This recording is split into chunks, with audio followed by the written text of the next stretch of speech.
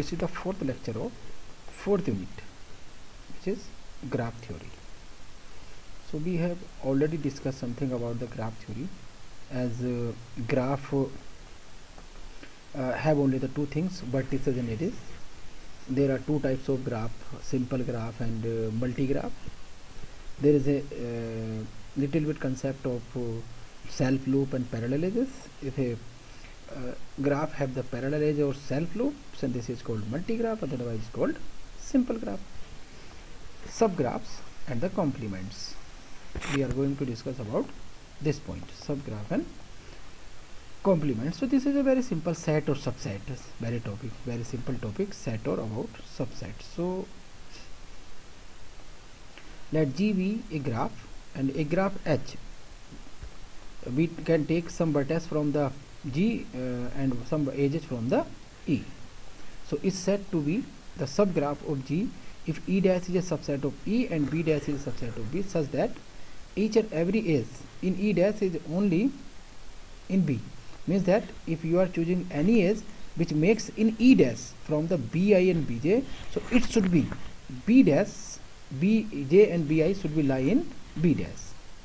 For example, the graph in the subgraph, because this is a graph and it has the subgraph of this, so all the edges and all the vertices, we are including some vertices and some edges in this graph, so they belongs to this set also, this graph also. Spanning graph. Spanning, basically span means a number of span means is a breadth. Breadth means that we have to cover the maximum vertices. Maximum means that to cover all the vertices of graph. So the graph span will be very high. So this is a spanning subgraph. So spanning means that to expand the graph to choose all the vertices. If we will choose all the vertices, then the span of the graph will be very high. Means the breadth of the graph will be very high. So means that the span making the sense of breadthness. Okay. So subgraph H of the graph is said to be spanning subgraph if all the vertices of the graph are presented in the subgraph of H. I think all the vertices. It is easy to observe that every graph is its own subgraph. Also, if H is a subgraph of a G and K is a subgraph of H, then K is a subgraph of G. This is a transitive relation. H is a subgraph of G and K is a subgraph of H, so K is a subgraph of G. This is a transitive relation. Edge disjoint subgraph means that edge disjoint subgraph means that there will be no vertex in common, because the edge made by the vertex. So the edge disjoint, they don't have any edge in common. The edge disjoint means that they doesn't have any edge in common. So they are called edge disjoint graph. For example, if the two graphs 17.1a, 17. are edge disjoint subgraph of the graph 7.10a, which we have earlier discussed, 7.10a. So we are considering two subgraphs, one and one this. So there should be no edge. Here is a edge ij and bd, ac, e, h and f. No edge in common. So they are called edge disjoint subgraph. But noted that although the edge disjoint graph do not have any edge in common, but they may have the vertices in common. One vertices is here, one vertices is here. Two vertices is here, two vertices is here. Three is here, three is here. Vertices may be in common, but edge cannot be in common. Vertex disjoint. So vertex disjoint, so edge made by the vertex. So if vertex cannot be common, so edge cannot be in common. So the two subgraph H1 H2 of the subgraph G is set to the vertex if they don't have any vertex in common. Obviously every vertex disjoint subgraph is edge disjoint, क्योंकि vertex ही अगर common नहीं होंगी तो edge तो होगी नहीं, क्योंकि edge vertex से ही बनती है. Complement of the subgraph, that H, B dash, E dash be a subgraph of G, then the complement of subgraph H with respect to the graph G is a subgraph of this. Just you should subtract some edges. you should choose some edges from the main graph. For example, show the complement of the subgraph with respect to the graph, this one.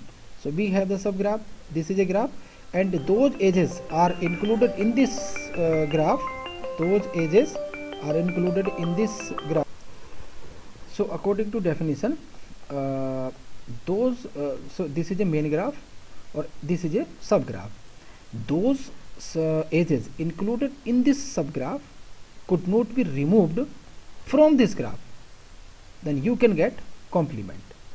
Means that E2, E4 and E6 are E2, E2, E4, E6 we have in this graph. So we remove from this, then we can get such type of graph. This is called complementary graph. Then next is simple complement of a simple graph. Complement of a simple graph. Just this is a main graph. Okay, so B1 and B2 have edge in this graph, so no need to make the edge in the complement graph between B1 and B2. But B1 and B2 and B5 doesn't have any edge. Just make the edge between B1, B2 and B5. B2 and B5. Just make the edge between B4 and B1. We don't have edge in this graph, so just make the edge B1 and B4 in this graph. So this is a complement of a simple graph. A simple graph is isomer complement itself. Complementary. If you will make because B1 and B2 have the edge, so you should create the edge between B1 and B3, B1 and B4, okay, and B2 and B5, B2 and B4. Then you will get the same graph. So this is called complement of itself. Complementary graph.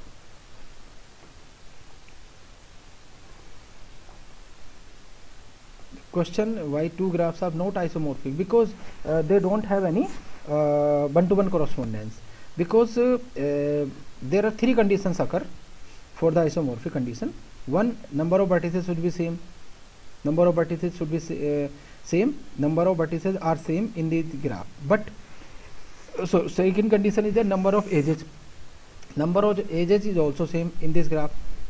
Okay, because this edge should be removed from here and put there. But there is no one-to-one correspondence, because in this graph they have the two vertices, they are adjacent, having the 3 degree. But in this graph they have the two vertices having the 3 degree, they don't have adjacent. So this graph shows there is no one-to-one correspondence between them, so they are not isomorphic. These are the references. Thank you for this watching this video. Thank you.